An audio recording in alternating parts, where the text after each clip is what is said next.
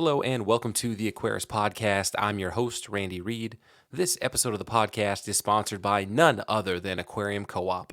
If you're looking to set up a new tank or add fish to an existing aquarium, you need to head over to aquariumcoop.com and pick up the Quarantine Trio.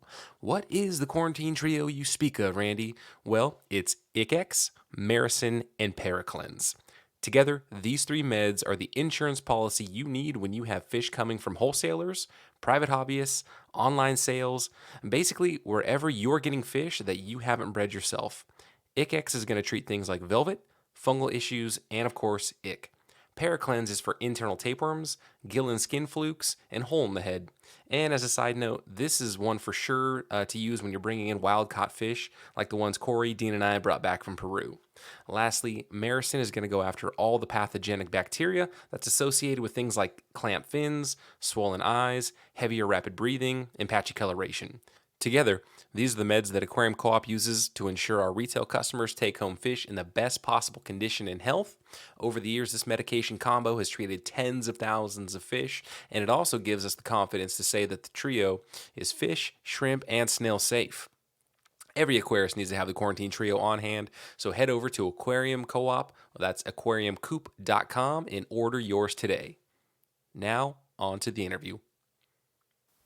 Today's date is Wednesday, April 15th, 2020. My guest today is three-time now guest and friend of the podcast, Mr. Joe Ferdenzi.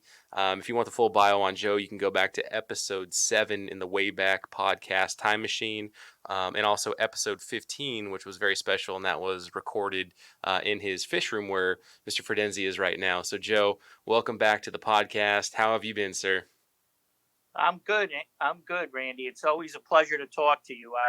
I've now been fortunate enough to meet you several times in person, and I think you're doing a great thing with these podcasts, and I so much enjoy them. As you know, I'm a big fan, and it's a pleasure to talk to you again. Yeah, I mean, we have our friendship, but you are exactly the kind of person that I want to bring. Not that I don't want to bring the other guests on, but you in particular, you're kind in this hobby in that you are incredibly active in the organized hobby.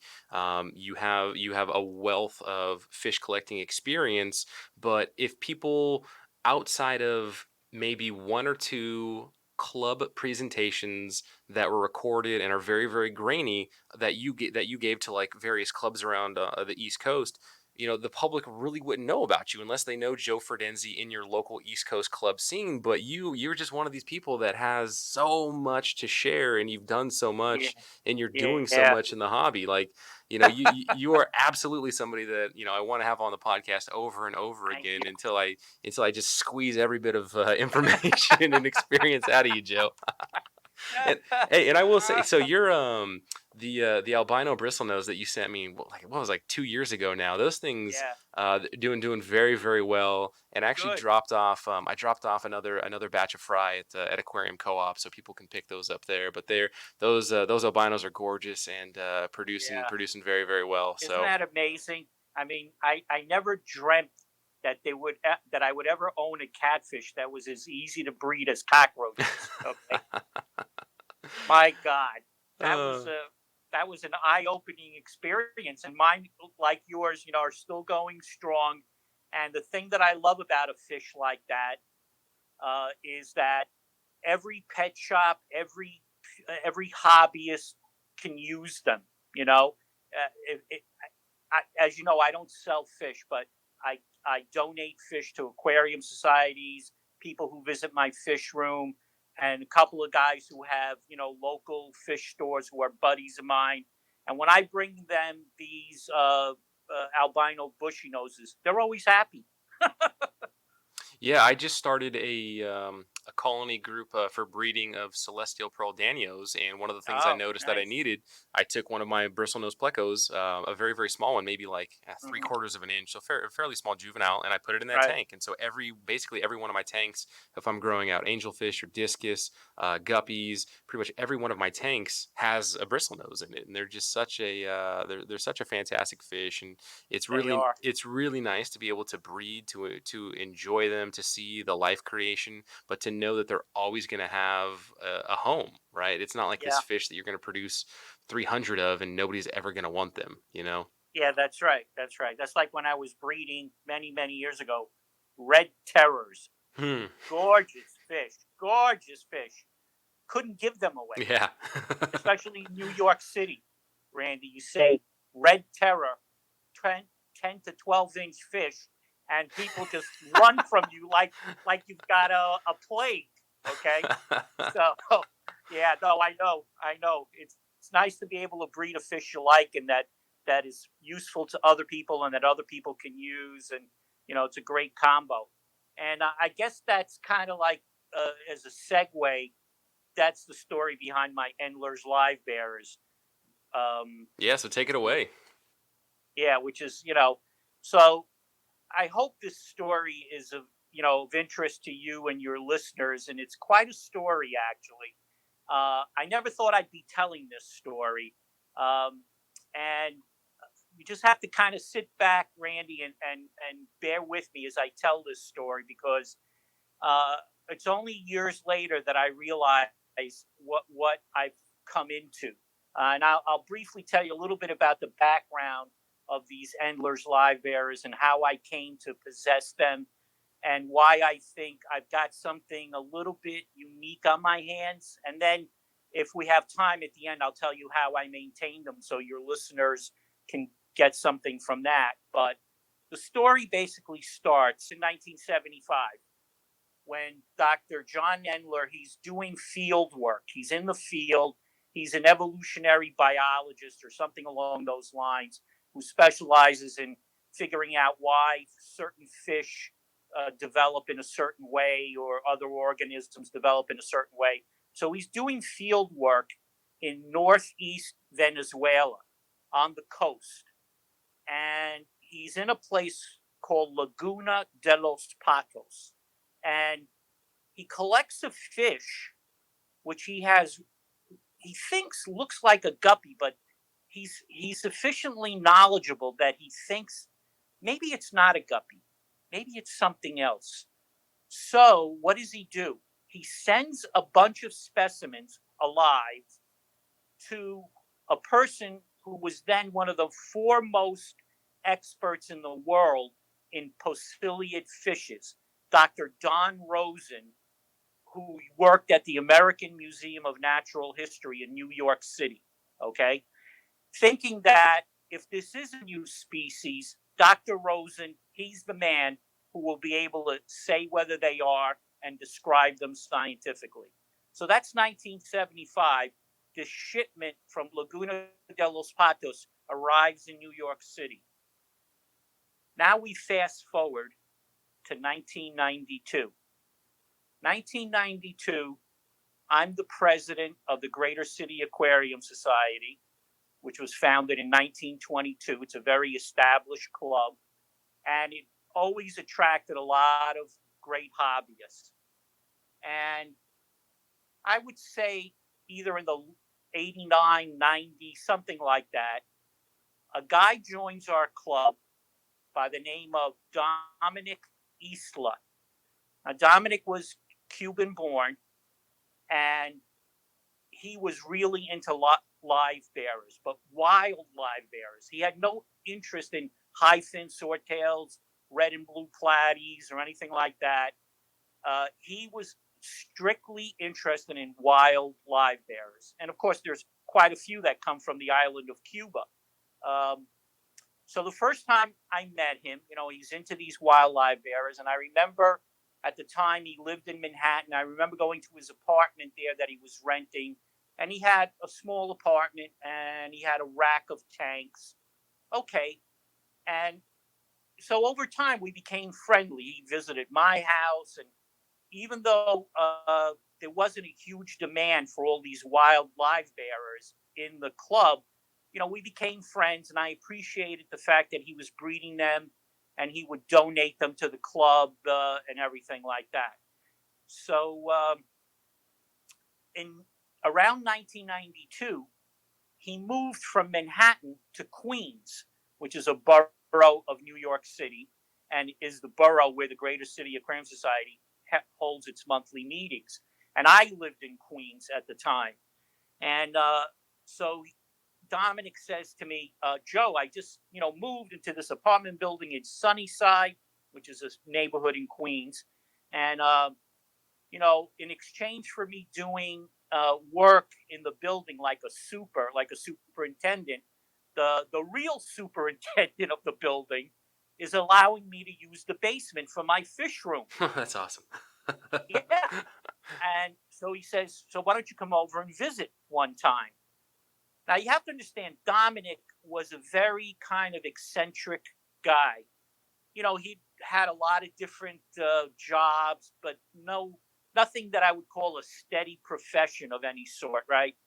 So, but he was very, very nice and he was very gracious. And so I said to him, well, sure, I'd love to come see your fish room. I love seeing fish. Picture what happens next. It's it's a summer evening. It's late. It's dark out. And I go visit him for the first time at this apartment in Sunnyside. And he says, okay, Joe, come on down. Come down to the basement. So, I don't know if you know what apartment buildings are like in Queens. So we're going down this and go to this basement door, and it creaks open. And I look inside, and it was like looking at a mad scientist's fish room. Okay, because there were tanks everywhere. Okay, all sorts of odd sizes, resting on all kinds of different stands, plastic containers all over the place, resting on top of other things. Things gurgling everywhere. And because he was on a limited budget, what he was using for lights, he was buying these inexpensive spotlights with clamps, and he had those all over the place. So the lighting effect was like Dr. Frankenstein's laboratory. Okay. But just to show you what a great aquarist he was, he had one tank. It must have been, I don't know, a 60 or something tall, and it had no cover on it. And there was a giant spotlight focused on an Amazon sword plant that, Randy, without exaggeration, this sword plant was 3.5 feet tall. Wow. I mean, it was the biggest sword plant I had ever seen in a hobbyist fish room. Okay, you got to picture this thing: 3.5 feet tall under an incandescent bulb from a clamped on, $2.99 spotlight. And people worry about, they don't have the right lighting spectrum. People who grow plants. Please, Dominic, he had an incandescent spotlight. He had a 3.5 foot tall, whatever. And trust me, he didn't have money for CO2 injections or anything like that. But anyway, so I was like flabbergasted, because he had gone from this apartment where he maybe had 10 tanks to this basement fish room that had to have at least 40, okay, or more. So then he says, so take a look, Joe. Take a look at all the fish, So I start looking at the tanks, and, quite frankly, and I don't want to insult anybody who's into wild Livebearers, because I have a bunch of them myself, but in terms of coloration, they're not exactly the most colorful branch of the aquarium family. Certainly when you try to compare them to killifish or tetras or whatever. But, they're attractive, but they're not exactly the most brightly colored things in the world, the wild ones anyway.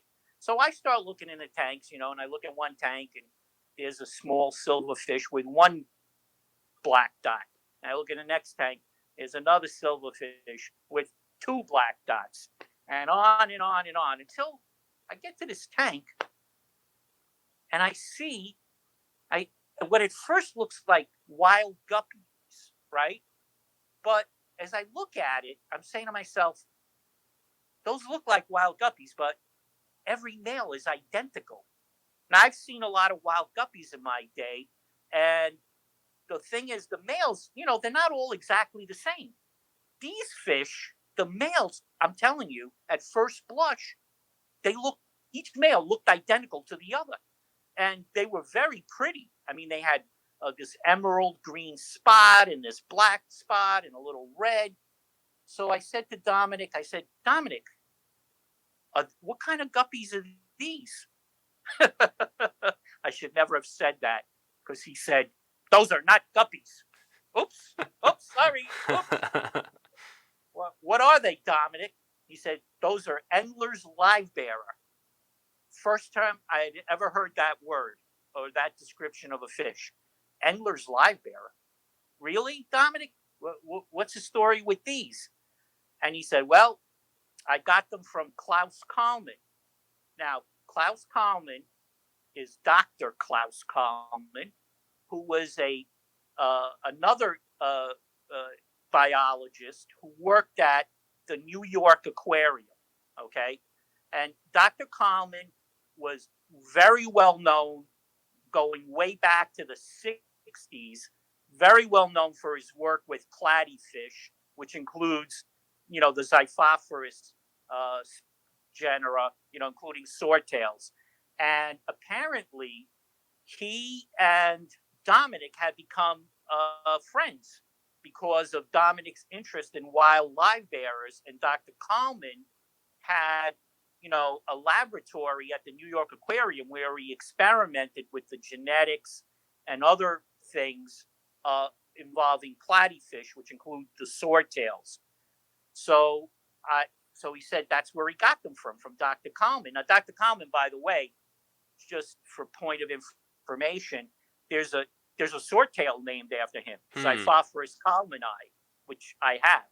Okay, and he also in the '60s he wrote a booklet called "Enjoy Your Platies and Swordtails," which was part of the Pet Library series, which in the '60s, especially for kids like me, was the series to buy because the booklets were all beautiful, terrific quality paper, beautiful color photographs written by some of the top people in the hobby.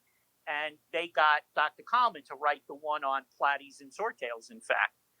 So when Dominic told me that these were endless Livebearers, the next thing out of his mouth was, "Would you like some?" And that's like asking if the Pope is Catholic, like, would I watch them? Of course, I mean, I'd never seen these fish before. They were so unusual, small but colorful.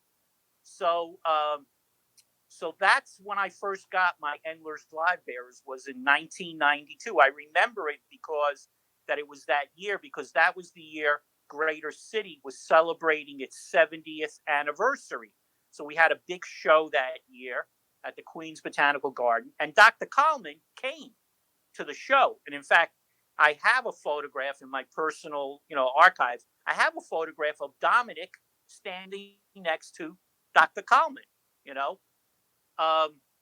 So okay, so I put the fish in a 10-gallon tank,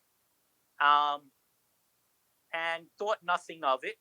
Of course, they bred like guppies, and so there were a lot of them. And over time, I started bringing them into club auctions, giving them to friends of mine, and before I know it, the years rolled on, and I still have them. So I have this population that came from, as Dominic told me, from Laguna de los Patos. I've had them since 1992. Wow. And here's the other thing, okay, just to show you what a nut job I am, okay? I told you I've given away a lot of the fish, right, over the years. But I'm such a nut job about keeping these things pure and unadulterated, and also being able to tell someone that I know where these fish came from, that even if I give a friend of mine the fish and he says to me one day, "Joe, I bred a lot of them. Would you like some back?" The answer is always no. I never take fish back from anybody. Not because I don't trust them, because I do trust them, that they kept them pure, didn't cross them with guppies or something like that. But if somebody comes to my house and sees these Endlers and is interested in their background, I don't want to have to explain that, I took back fish from Mark, from John, from Warren, from this guy, from that guy, people they don't know from a hole in the wall, you know? So here's the amazing thing about them. So I've been keeping them since 1992. I've never introduced any new fish other than the ones I got from Dominic. I have them split up into two 10-gallon tanks now. Uh, and the amazing thing about them is that I never see a deformed fish I was ever. that was going to be my one of my first questions was what have you experienced, what have you witnessed as far as deformities, and apparently none. None, Wow. none. It's amazing. And believe me, I've kept wild guppies. I've got a population of wild guppies, a tank of them that I'm looking at right now as I talk to you. And there's a couple of deformed guppies in there. Okay. And those are only 2 years old, that population of wild guppies. Uh, with these Endlers, what's amazing about them is that there is, they're just, I mean, the only thing I regret is that I didn't take a photograph of them, Randy, the day I got them from Dominic, you know? But of course, back then we didn't have iPhones or anything like that. Taking photographs was a pain in the neck. So I never got around to doing it. That's the only thing I regret. But here's what's happened recently that's made me think that maybe nobody else has this population the way it is, in my fish tank. Because here's what happened. One day, I get an email from some gentleman I never heard of, and he tells me that he recently went to a North Jersey Aquarium Society meeting in the hope of getting some N, capital N is in Nancy, class Endlers, but nobody had Endlers. And then he started asking around, and somebody said to him, "Oh, you're interested in Endlers? Oh, then you got to get a hold of Joe Ferdenzi." So somehow this guy tracked me down and sent me this email. And I remember my first reaction was, "What the hell's an N class Endler? I never heard of such a thing. I didn't even know they had classes for Endlers, you know?"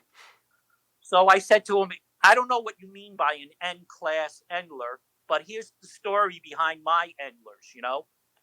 So then he writes me back and he says, "Yes, yes, that's what I'm looking for, the original wild strain, because as you know, by now, the Japanese especially have produced all these different strains of Endlers, these unbelievable things. They're fantastic looking, but they're not the original strain. They've been selectively bred or crossed with guppies. I don't know." So I said to the guy, so the guy wanted to know how much I wanted for them. And I said, "Well, I don't sell fish." I said, "And you're all the way in New Jersey. I mean, listen, you're welcome to come to my house if you really want some." And the guy apparently wanted them so bad, he was willing to travel all the way from New Jersey to Long Island, which for those of your listeners who aren't familiar with the tri-state area should know, going from New Jersey to Long Island is living hell. Okay. It's living hell to go from New Jersey to Long Island. So I figured this guy really wanted these fish really bad. Okay. So he came over. He was a very nice young man. He brought his little 6-year-old boy, cute as a button. And he was gracious enough to bring me some liqueur from his home country and a box of chocolates, which was very nice of him. And he takes these, Endlers home. Okay, fast forward to earlier this year, and again, I get this email from a guy out on the West Coast, and he introduces himself and he starts telling me that he bought Endlers online from this guy in New Jersey who says he got them from me, right? Okay. So when the guy told him my story, this guy out on the West Coast is apparently an Endler expert. Okay. this guy, because we subsequently exchanged a bunch of emails, and you can tell this guy knows everything there is to know about Endlers and all the hybrids. I mean, this guy is really, really into it. So we exchanged a couple of text messages and everything, and he says to me, you know, I think you might have the only extant original population from the Laguna de los Patos in all of America. And I was like, what? Really? Me? Just me? You think so? Now, there's probably some other people out there, I don't know, who have it, but I do. When I started to think about it, Randy, I started to say to myself, 28 years, that is a long time Yeah.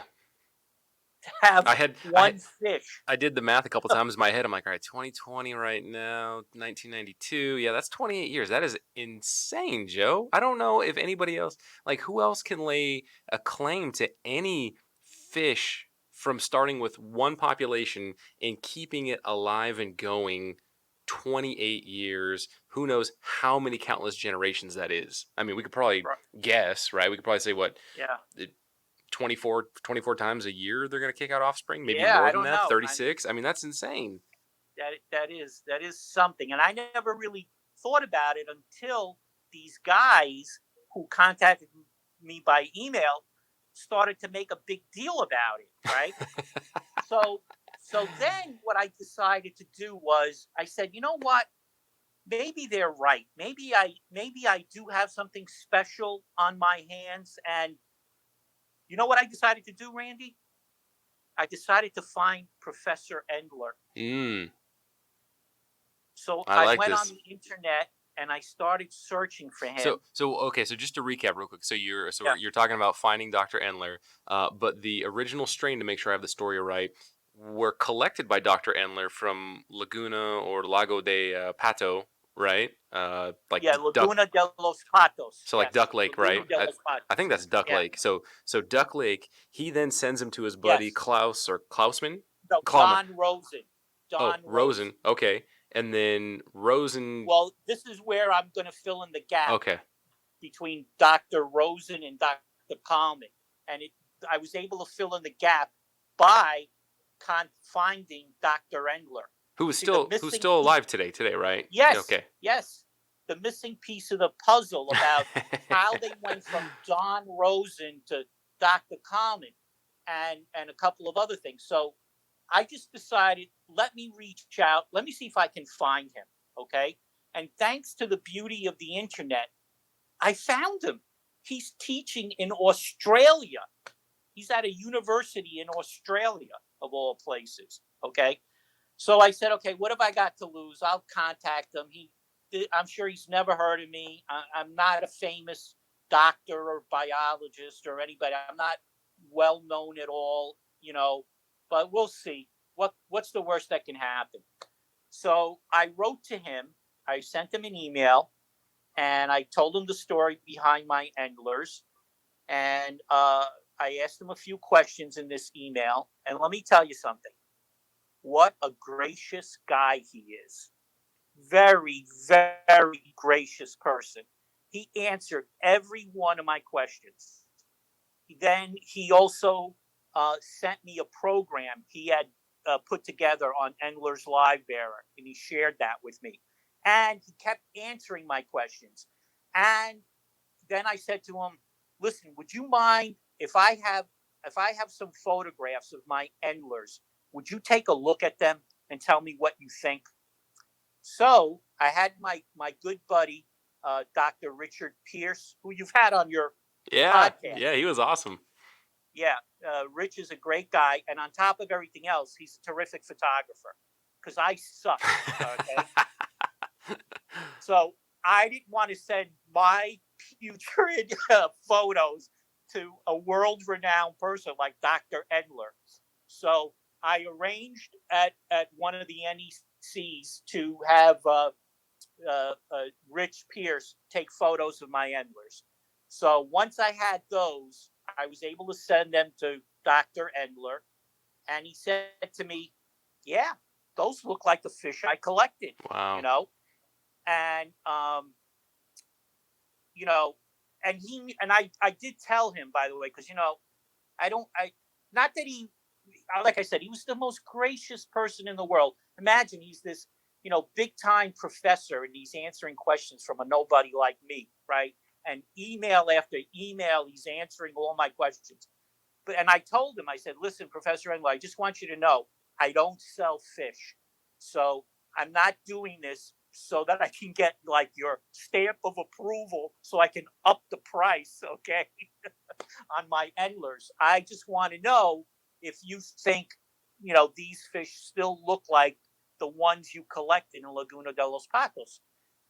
Now, it was from him that I learned. It was from him that I learned that he had first given the fish to Don Rosen. And unfortunately, Dr. Rosen passed away before he had a chance to describe them. Mm. But before Dr. Rosen passed away, he gave some to Dr. Coleman. And I learned that from Dr. Endler, okay, that he had given them to Dr. Coleman. So my fish, now I was able to trace their lineage. They came from Dr. Endler to Dr. Rosen to Dr. Coleman to Dominic Isla, who then gave them to this schlub that you're talking to right now. Okay? Uh, And now Dominic, unfortunately, after a number of years, he moved out to Colorado, and he died at a very young age. mm. So unfortunately, my buddy is not alive anymore. Uh, but a couple of years ago, I did write a story that was published in Greater Cities Magazine, Modern Aquarium. I did write a story, uh, and I called it Dominic Isla's Legacy, the legacy of Dominic Isla, which is my Endler's Livebearers. So even though Dominic isn't around anymore, I'm very proud to say I've been able to keep his fish going. That's awesome. The fish that he gave me for so many years. And by the way, if anybody wants to see a photograph of Dominic standing next to Dr. Coleman, all they have to do, Randy, is go into Google and look up Greater City Aquarium Society. We have a website, and when you go to the website, there's a banner that says Modern Aquarium, and that's our magazine that we publish every month, and it's a beautiful magazine. But here's the beauty of it: it's available online. Once you click on the banner, you can read every single issue, page by page, in color.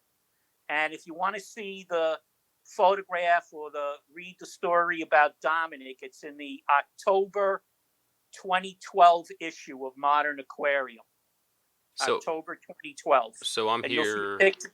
I'm here right now, October 2012, and I'll have a direct link to this in the show notes so people can see it. And I need to apparently allow all cookies. 34 pages. Let's find out what page we're on. Da da da. Ah, there we go. The legacy of Dominic Isla, Endler's Livebearer. And so if we zoom in on this picture right here, Dominic Isla on the left and Dr. Klaus Kallman on the right at the Greater City 1992 show. Photo by none other than Mr. Joseph Ferdenzi. That's awesome. Yeah. So anyway, that's generally a great resource, by the way, for your listeners just to know, because in Modern Aquarium we publish a lot of interesting articles that would never see the light of day in bigger magazines, and including I write a lot of little historical uh, articles, primarily having to do with the hobby in New York City. But some of your readers might find them interesting. But I think it's great that our editor and our staff have been able to put Modern Aquarium online for anybody, you know, free. No, this You is know, this is fantastic. Yeah, so everybody, I'll have a direct link to Modern Aquarium October 2012 issue, and it's on page 10 or no, page 11. And I'll have a little note so people can go and read this full story, see the picture. That is awesome. Yeah, and then continue to look at Modern Aquarium because this is a very very well done club publication for a magazine. Oh yeah, yeah. I don't have anything to do with the production end of it, but our people who put it together. It's an award-winning magazine. I mean, it is a real magazine. They do a phenomenal job. But anyway, getting back to the Endlers, because here's the postscript to the story. In talking via or exchanging emails with Professor Endler, and again, he was generous enough to share his program with me, and even gave me permission to use slides from it and everything. The sad part is, based on field observations that people in the field have reported back to him on, and images he's seen of Laguna de los Patos, Dr. Endler believes that, he says, Joe, he says that habitat has been so altered over the years. Because don't forget, 1975 to, let's say, 2015, when he made these observations. What is that? That's like 40 years, right? He said the habitat has been so altered, he doesn't even recognize it anymore. Wow. Okay, that's how bad. And he does not believe, based on field reports he's gotten and collections that others have made, that that population of Endler's Livebearer is even extant anymore. Wow. That's the sad part. If that's true, you know, then those of us who have this population and have been able to keep it and maintain it in its pure form, I think we do have something worth keeping, into the future, which is why I'm happy over the years that, I've given it to other people and brought it to club auctions and things like that. And so there are, I think, at least in the tri-state area, quite a few people who are keeping this fish. Joe, for the original collection point, it looks like I'm doing Google Maps right now. There's a couple Yes. different Laguna de los Patos. It was Venezuela, right? Yeah. This is in Um, the northeast corner. I Cumana, forgot what, I Cumana. forgot what. Yes. Yes. Near Yeah. there. Yeah, Yes. so this is Yes. like really right outside of an urban area, so I could easily see like this isn't some, way out in the middle of nowhere. I mean, maybe at the time when he did the original collection, but I mean, this is like kind of I mean, it's kind of like surrounded by the city. It has just kind of grown and encroached around it. So I would have to imagine that the human pressures on this lake have definitely changed what it was like from what the 70s is Right. when Dr. Endler was there. Yes. Right. Yeah. 75. And I also think, if I remember what he told me accurately, you can see from looking at that map, basically the only thing that separates the Laguna de los Patos from the Caribbean or the ocean is like a little sand barrier or something, some kind of, which I think they've had storms and things that have, sort of wiped out some of that sand barrier that kept the Laguna pristine. I don't know. Some environmental things have happened besides the man-made alterations. Oh yeah, it's like a city block. It's like a city block width of what is the geological term for that? Like an isthmus? An isthmus? Yeah, Maybe yeah, something like that. But yeah, it's not. something like It's that. it's not Yeah, much at all. yeah. This reminds me of like the Philly airport kind of. There's like kind of lagoon marsh by the Philly airport. Am I thinking of a different airport? Mhm. But either way, yeah, this is not out in the middle of nowhere. This is right next to a city, Yeah, so that all makes sense. Um, right. yeah. So then Yeah, and it's on the coast. It's well, on the coast, like you said. It's not in the hinterland, yeah. So any storms that come in off the ocean, hurricane or whatever, I don't know if Venezuela gets hit by hurricanes, but it would impact that Laguna.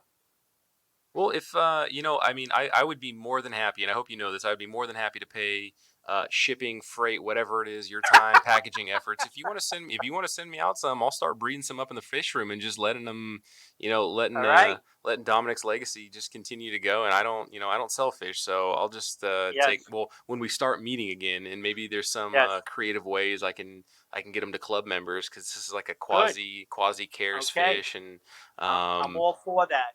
yeah, Deal. yeah, Good that's deal. awesome. Awesome. Yeah. And that way we'll have some Seattle representation for this population. Yeah. All because So you answered a crazy guy's message a couple years ago to do a podcast, Joe. happy to have been there at the beginning. Really happy to have been there at the beginning. I've seen you in action. When you interviewed Rosario Lacorte at the 2018 Aquatic Experience.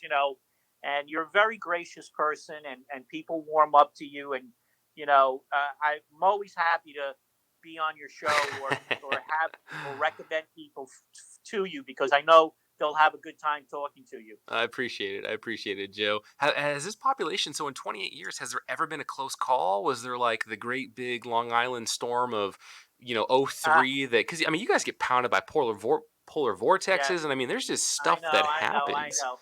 No, you know what? I'm very fortunate because as you know, because I was very very happy a couple of years ago when you visited me. My fish room, all my tanks are in my basement, Hmm. right? And I'm very very lucky. I have a tremendously well insulated basement. So the worst situation I had was the year that Hurricane Sandy hit, Mm. which was, what year was that? 20, oh God, I Recent. forget what year, It was 12, 2012, 2014, I don't know, something along those lines, right? 2016, I don't remember anymore now. It's terrible. I remember when I got these fish in 1992, but I can't remember a damn 2012. hurricane. 2012. 2012, okay. So our power was out for 6 days, and that's the Wow. longest I've ever been without power. Okay, and it was October. It was late October, and the temperature in my fish room started to drop slowly. But fortunately, by the time the power had come back on, which was 6 days later, the lowest it had gotten in my fish room was 65 degrees Fahrenheit. That's not bad at all. Yeah, that's not bad at all. Not only did I not lose my Endlers or any other fish for that matter, I remember with shock when the lights went back on, even my little teeny weeny killifish babies, they were all still alive. What do you? I can't remember. You don't heat every tank, right? Do you heat your room, or No, is it just you just let it be whatever the no. normal You know temperature what? The is? basement, yeah, no, the basement, my basement is a finished basement, and it has baseboard heating. So that's why I don't have to heat every tank. I keep my basement at around 74, Okay. 75 degrees Fahrenheit. I only have heaters in a few tanks that are either near cold areas, where there's a draft, or like I have one tank that I have young panda warus in there, and they need it really warm. So I have to have a heater in there to keep it at like 82. Mm. But other than that, yes, I don't use very many heaters. Maybe out of 60 tanks, maybe I've got 5 or 6 heaters going. So in, I guess, in the 28 years, have you ever just kind of walked around your fish room and been like, man, I still have these endlers, huh? And then you feed them and you move on. Like, is it? Yeah, yeah. You Well, know, let me tell you something. Now you just reminded me. Let me just tell your listeners how I keep them. Uh, like I said, I have two 10-gallon tanks. They're next to each other, right? And the temperature in their tanks is whatever the room temperature is, 74 to 75. Each tank has two box filters, one in each corner, and the box filters have crushed coral and filter floss in them. But here's the key thing, in my opinion, that makes these fish happy. The tanks are full, wall to wall, full of najas, mm, uh, which is a plant that yeah, goes by the name of guppy yeah, grass. yeah, yeah. Okay. Uh, and that's probably why when you were in my fish room, Randy, you didn't even see them or notice them, because the tank is wall to wall, chock a block full of this najas. And I think they really go well with that. The babies have places to hide. The babies have plants to pick on, microorganisms or whatever. And the main food I give them is newly hatched brine shrimp. They get a feeding of that almost every day. And in addition to that, I sometimes give them a fine powdered food or very small pellets or finely crushed flake food. Other than that, I never give them frozen food. I never give them any live food other than baby brine shrimp. So that tank never gets contaminated with any worms or other Hmm. organisms that could bring in disease. Like I said, I've never ever added anybody else's Endlers to the tank.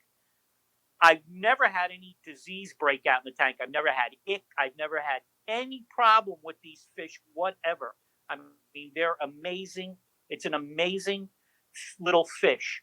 Um, and the only thing I've discovered over the years is that, unlike that night in Dominic's fish room when I first saw them, I realized they're not exactly identical. Every male isn't exactly like the other. Enough, when you look at them really closely and study them intently, you realize they're not exactly the same. But when you first look at them, especially from a distance, they do give you that impression that the males all look alike. Hmm. Um, but that's all there is to keeping them. There's no heater in the tank. There's no super filtration. There's no, I don't do anything extraordinary. I do, my periodic water changes, nothing extravagant. Um, and I guess I keep the population in check by giving them away from time to time.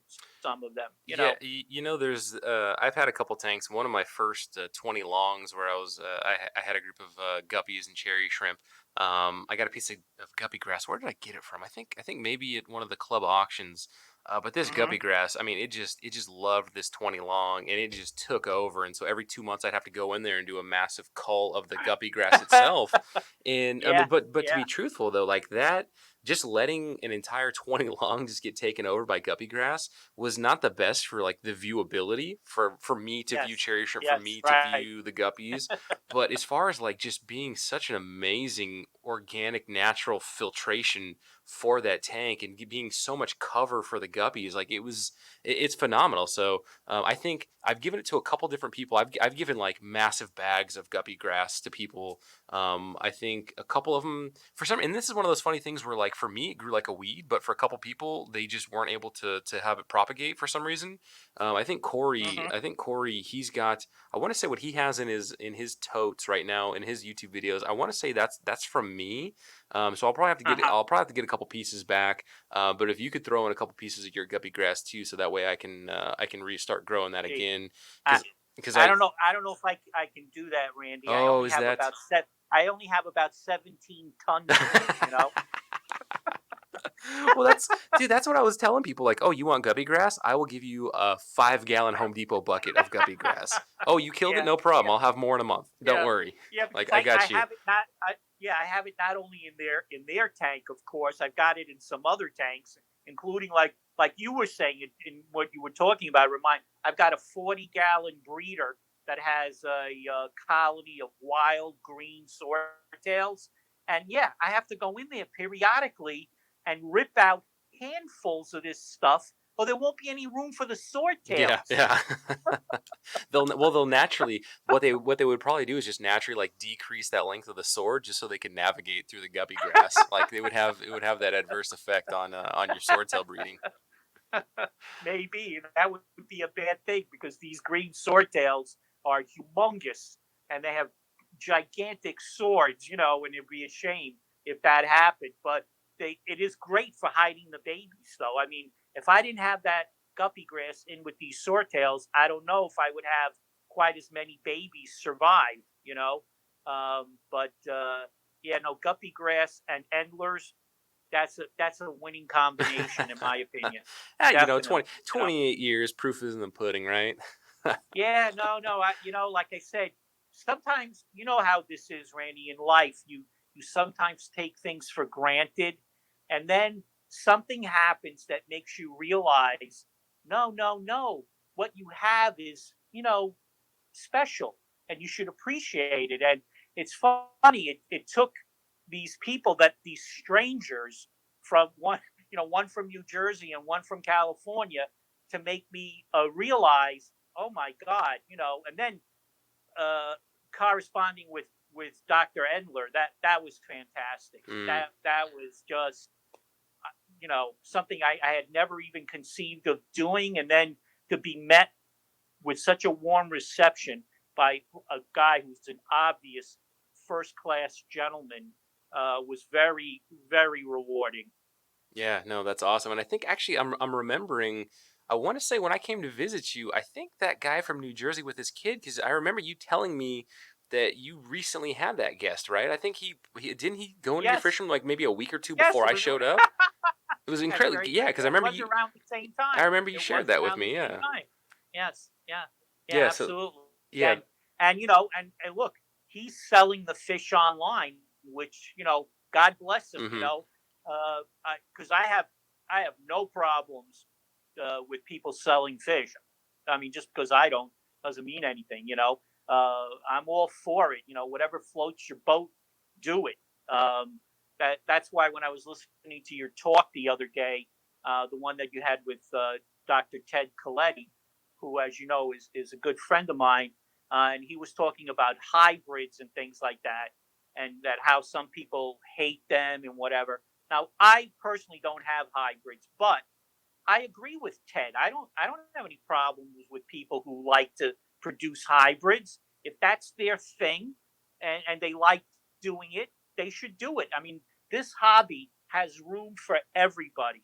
And if you like tech, if you like gadgets and you're a gadget guy, great, do it. If you like producing hybrids, great, do it. Whatever keeps you involved in this wonderful hobby, I'm all in favor of it.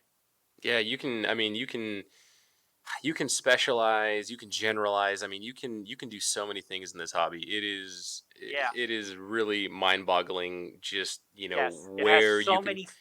where you Yes, can yeah, go. yeah. It has Um so many facets to it, mhm. and I've met a lot of people over the years, and I'm always amazed by people who are specialized in things. Me, I'm not. I'm not specialized in anything. That's why I don't know that much about any one thing, because I have a little of this, a little of that, whatever. But people, that you've had on your show, for example, who specialize in, let's say, catfish or live bearers or whatever it is, rainbow fish, they have a tremendous wealth of knowledge that people like me can learn from. You know? Yeah, no, it's fun. It's the whole hobby is just a lot of fun, and there's so many great people out there, and I hope I can just do my part to bring some of those people that don't normally get a larger platform, and hopefully be able to just share that story like with you, and hopefully we'll be at a point where I'll be like, hey Joe, this is your 20th time on the podcast. Let's see what else you got going on, and hopefully between there I can get back out to Long Island and all this COVID thing settles down, and Yeah, yeah. um I'd love to have you back out, and you know, yeah, when this thing settles down, because one of the things I miss, like everybody else, I miss the socializing with my friends and going to aquarium society events. I was so disappointed we had to cancel the Northeast Council convention, which would have been this weekend coming. mhm. On the whatever this weekend is, the 17th through the 19th.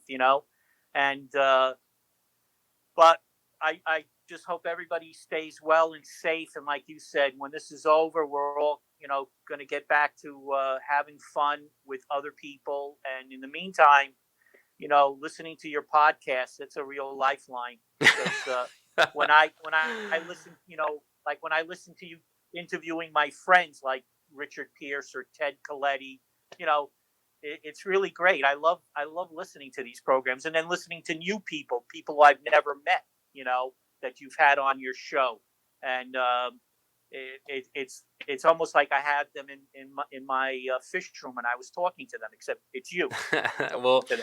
well, You know, I mean, that's just one more point of inspiration for me, and to keep me going, Joe. I appreciate it. What was I going to ask you? How dialed in are your fish tanks right now, though, since you've been under quarantine in the house? What are my fish tanks? How dialed in, like how clean, how well Oh, maintained now? How much maintenance have you put in? well, I mean, you do learn a lot. I learned that, for example, the fish are very happy when you feed them. Uh, and it has allowed me to go around and pick out little problems here and there and fix them. And you know, uh, because I now have the time since I'm working from home, um, and and I'm not coming home tired and all of that from work. And I think mostly the tanks are looking really good. I'm very happy with the way things are right now in most of my tanks. Had a couple of problems here and there, but nothing that a water change and cleaning out the filters didn't solve. Um, so it's good. And also, I've done a lot of reading. I catch up on my reading, and because I'm into all this historical stuff. And every time I read something from, let's say, 50, 60 years ago, I discover something else, some other connection that I didn't know about. Um, and and that's how in fact, just by coincidence, just the other day, I was reading an old magazine, the Aquarium Journal, that used to be published by the San Francisco Aquarium Society, and I was reading a back issue from the '60s, and the article was basically about Dr. Coleman Hmm. and some experiments he was doing with swordtails.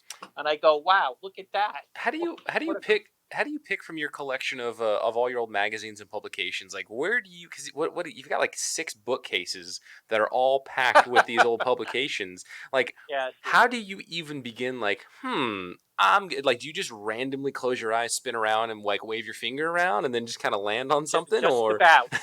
Just about. Randy, you've just about described the process. Well, you've seen me do it. That's what I do. I just go up and down the bookcase, and then it's like, one of those things you see at the carnival, where you shoot the duck and it turns around. Yeah, I just go, yeah, let me try this one.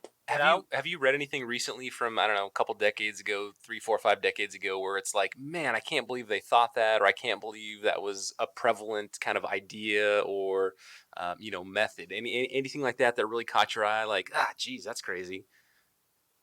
Well, let me tell you, this Coleman article caught my eye because uh, talk about this is what he was doing. He was experimenting with swordtails, right? He was growing. Now where the sword on the swordtail is, right? On the tail, on the caudal fin. He was growing a sword on the side of the body.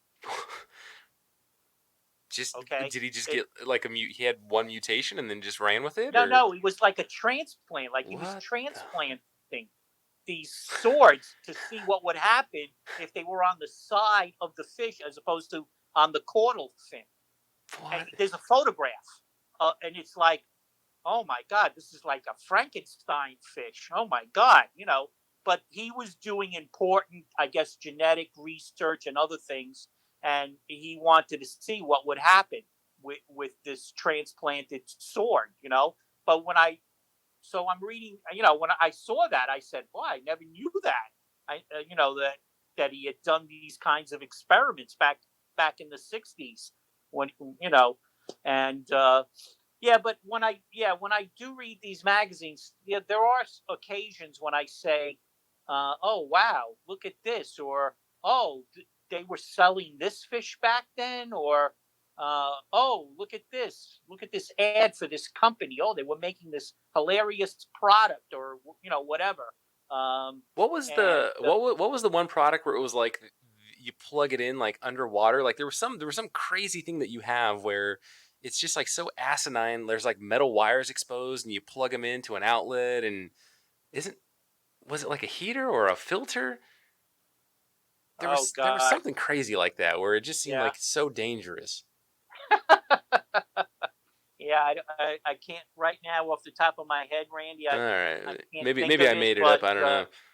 yeah, but they used to make all kinds of because back in the day, there were a lot of these little mom and pop operations Uh, and so you would have all these different little companies making gadgets and making food, different fish foods. They weren't big operations like they are now, or so you would see a lot of unusual things from time to time in these old magazines, and some of these things caught on and some didn't.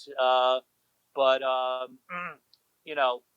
you know, like there was the famous, for example, I don't know why this popped into my head, Randy, but there was a famous pump back in the day. It was called the Silent Giant. Okay. And it was a vibrator pump. And it was in an interesting, it was a white case and it was about a foot tall.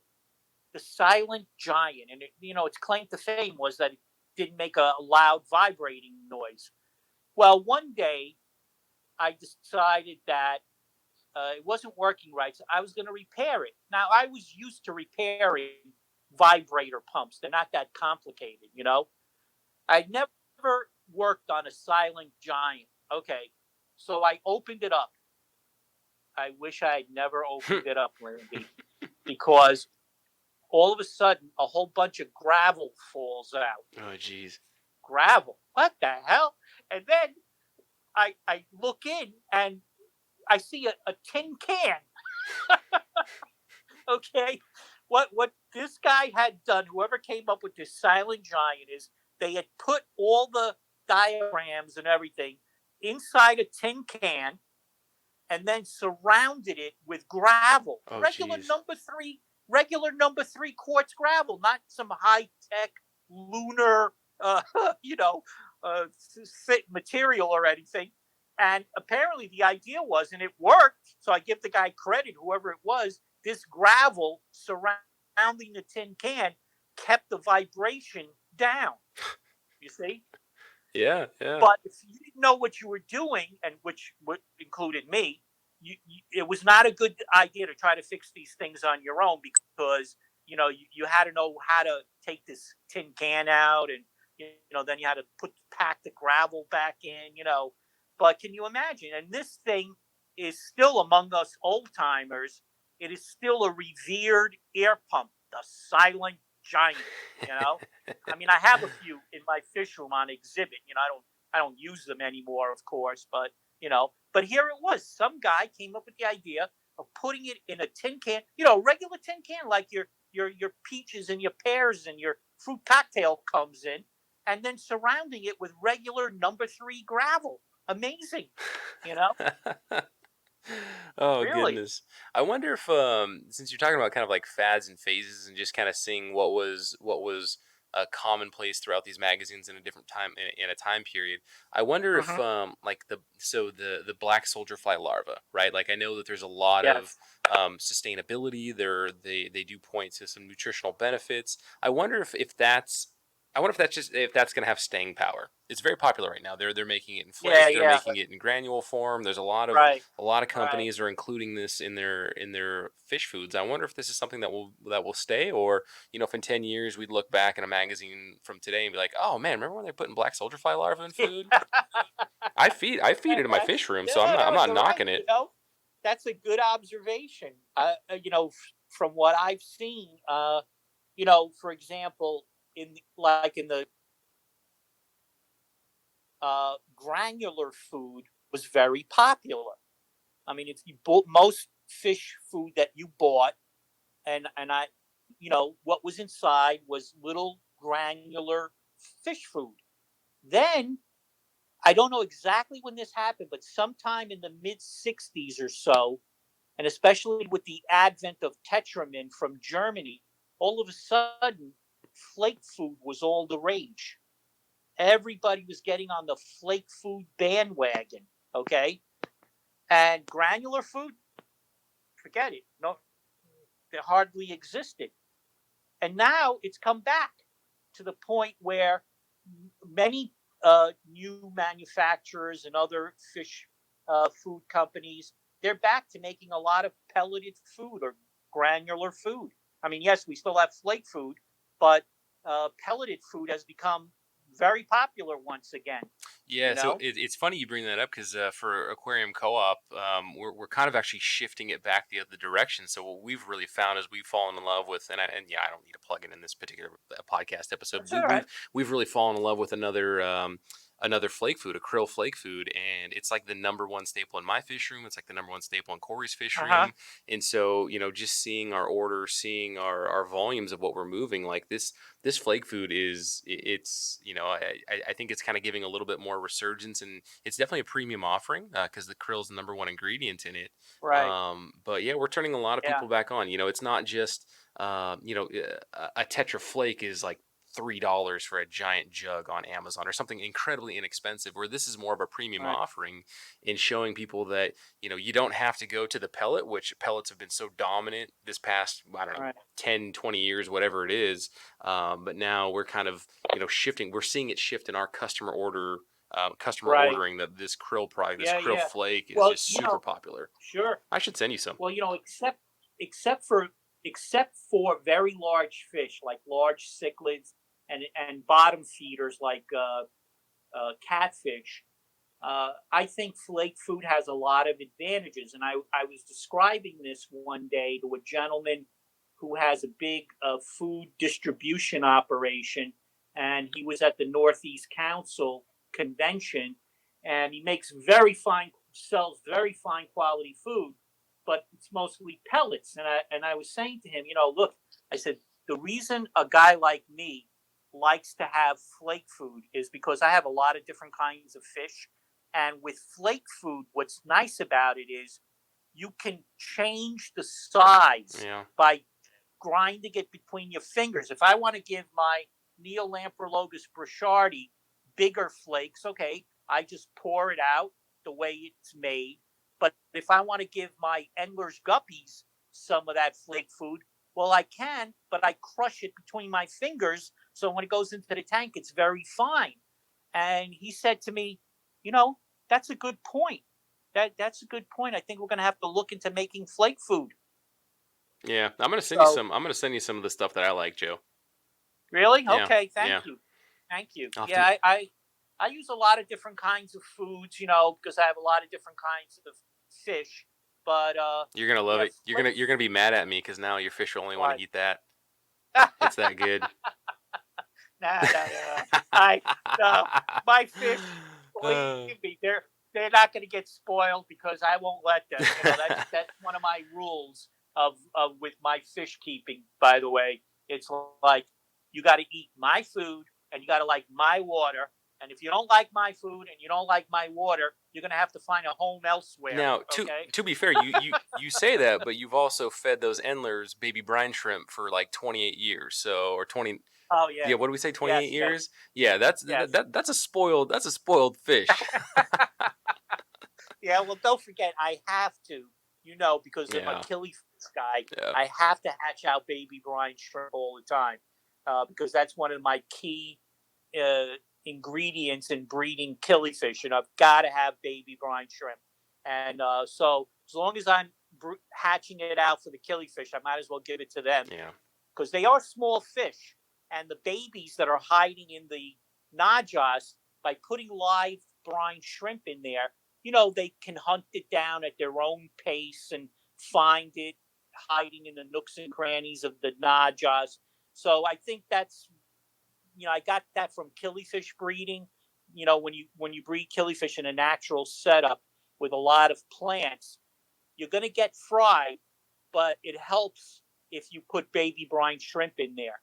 So I just took a killifish strategy and used it for these endlers right from the get go, and it works. It yeah. works. What can I tell you? What's your what's your But guess, Joe? How many pounds of brine shrimp have you hatched out in your lifetime? What's your swag? Couple 100 pounds at least. Oh my God! What you come up with the most unbelievable I'm question? just curious. I mean, if you've been in the hobby since you were a kid, and I'm Yeah, not sure yeah, when you started hatching out brine shrimp, but I mean, yeah, yeah. that's got to be just a I pallet. don't You've know. probably hatched out. You've Yeah. probably hatched out half of Greater Salt Lake, the lake. Well, when I talk about killifish to people, I always tell them that killifish people are very low tech. Okay, uh, and uh, but and that's why, like, the American Killifish Association doesn't get some of the commercial sponsorships that other national organizations get, because killifish people, to be bluntly, frankly honest, they're not big Do spenders. you know who? Okay, Do you know who should sponsor? Who should sponsor the AKA? Is who? Sterilite, the company that makes those clear shoebox containers that you all use. Sterilite. That's who should be like your Yeah, AKA yeah, like they'll platinum use a lot convention of those. sponsor. Yeah, but the only thing killifish people do spend money on is brine shrimp eggs. Mm-hmm. That is like, killie guys, if they can't get their brine shrimp eggs, it's like an addict going through withdrawal, man. I've Oh. seen it because the price sometimes fluctuates. I can remember back in the early '90s when I was in charge of getting the brine shrimp eggs from my local killie club. I could get them for like $10 for a 1 pound can would cost me $10. That's $50 Okay. now, right? Isn't it like $49 Oh for yeah. a 1 pounder? Oh, and that's a great price. $50. If you can get it for $50, that's a great price, because then you got to pay for shipping usually Mm-hmm. and stuff like that. But yeah, but they've got to have, even now, Randy, in the quarantine, they're calling me up asking me how they can get the brine shrimp. I've had guys come to my door. I leave it in a paper bag so they can pick it up, because they can't go without their brine shrimp eggs. I'm telling you, the killie guys, they cannot go without them. No. Oh, that's so funny. That's so Yeah, funny. yeah, yeah. Joseph, So, you're a dealer. You're a brine shrimp egg dealer. That's awesome. yeah, that's right. If it was illegal, I'd be in trouble. Do you so once you crack the can, right? You get a 1 pound can. Mhm. Are you freezing any of it, or do you keep it at room temperature? Or are you just refrigerating No, I like? keep it in a. I keep it in my fish room refrigerator, Okay. inside a plastic bag. I mean, it comes with a resealable top, but I put that can inside a resealable, Ziploc bag, and then I keep it in the refrigerator. Because I know that people. It seems like there's a lot of people, and they're kind of all over the place as far as what they do. My personal, when I get bulk brine shrimp eggs in, I will take probably. I'll divide it into quarters, right? So I'll take the 16 ounces, divide it into quarters as best as I can. I will vacuum seal 3 of those quarters, put those in the freezer, and then the other quarter I will put in like a screw lid Ziploc, which I freaking love those things. A screw lock Mm-hmm. Ziploc round container, and then that's what I will make my brine shrimp from until I run out, and then I have to crack one of the Ziploc sealed ones, or the vacuum sealed ones from the freezer, and then Okay. Yeah. when I don't have it out, the main Ziploc round container, I'll have it in the refrigerator. But I know some people just keep it at room temperature, or they keep it in their fish room, and I don't know. Like, I wonder if anybody's actually done the scientific study of hatch rates when kept at room temperature, extended periods of time. Like, I would assume it makes sense that it degrades, and I would assume that a company that sells brine shrimp would want you to err on the side of caution so you have a better Right. experience. Right. But I just wonder if Yeah. anybody's actually put in the scientific method, long-term studies on brine shrimp hatch rate. Yeah. I don't know, to tell you the truth. I do know this, because this comes up from time to time at our killifish meetings. We do a roundtable discussion of different things, topics, and let me tell you, when we do brine shrimp, oh my God, 20 guys in the room, 20 different ways, Randy, of Uh, doing it, and everybody has to take sides. No, don't reuse the water, the salt water. Yes, reuse the water from the ocean. It's much better. What are you, crazy? Blah blah blah. I mean, it's unbelievable the the opinions and the emotion you get over this topic of what's the best way to hatch brine shrimp eggs. yeah, that's when you know you're pretty deep. That's when you know you're pretty deep in the Oh yeah, hobby, when you're having that's when you know you're pretty sick. a heated Yeah. discussion about the proper method for brine shrimp hatching and whatnot, and Oh yeah. all that Oh encompasses. yeah. Let me tell you, over the years, like you said, I've read a lot of magazines. Okay, and I can't tell you. I used to keep a box with index cards in it with, different topics so that I could go back and find the particular issue of the magazine with that topic. Well, the number of index cards I had to use on how to hatch brine shrimp would choke a hippopotamus. Okay. There is they're constantly writing articles about how to hatch brine shrimp. Constantly. And everybody's got a different way and a different contraption. I mean, you could you can make a brine shrimp hatcher like I do from two-liter soft drink bottles, which cost you a whopping 10 cents. Or I've seen contraptions for sale that were like $60. Okay, for hatching brine shrimp. It's amazing. That alone, one day you should have a bunch of guys on your podcast just to talk about brine shrimp hatching. It'll go on for 5 hours. Have you gone down the YouTube rabbit hole of watching all the brine shrimp videos on YouTube? No. You should. No. You should. Hey, you've got time right now. You should go down that rabbit hole, man. It's crazy. And from the wholesale facilities and the farms that I've been to, no two farms do it the same. No two farms do it the same. Yeah, I've seen big, giant, round, circular, vats used. I've seen upturned 5-gallon water jugs. I've seen those used. I mean, Corey's shot videos of ultra high tech setups in Israel. It's incredible. I mean, there's a million ways to hatch a brine shrimp, I guess. Oh yeah. No. It's quite an interesting topic amongst us fish nuts. That's for sure. Oh goodness! All right. Anyway. Well, Joe, this has been phenomenal, man. I think we'll leave it at crazy people hatching brine shrimp and call this an episode. This has been fantastic, Joe. Just hearing about your 28 years of the same batch group, I guess, the same group of Endlers that came from Dr. Endler. Wow. Yeah, they're all descended from those 20 fish or 24 fish, whatever it was, that Dominic gave me back in 1992. And again, if Dr. Endler gave them to Don Rosen, who's a scientist, he didn't mix them up with anything. Dr. Kalman was another fanatic, so they stayed pure with him. And Dominic, God bless him, was the biggest fanatic of all when it came to purity. So, and I've tried to emulate Dominic and keep mine totally pure, like I said, to the point where I don't even put Endlers that I gave to people back with my population. Yeah. Well, when this all blows over and you're able to send some to me, I hope I can do my part and spread those around to people and it's a deal. Just keep it going, man. That's awesome, and it's a deal. And I'll get you some krill krill flake. Yeah, I'll get you some krill flake in the mail too. All right. It's extreme krill flake. Everybody knows. Pleasure. People listening knows. All right, Joe. All right. Well, this has been awesome, man. It's I know it's evening for you. Give my best to Anita. I can't wait to see you both again in person. All right, and we'll talk again soon. Okay.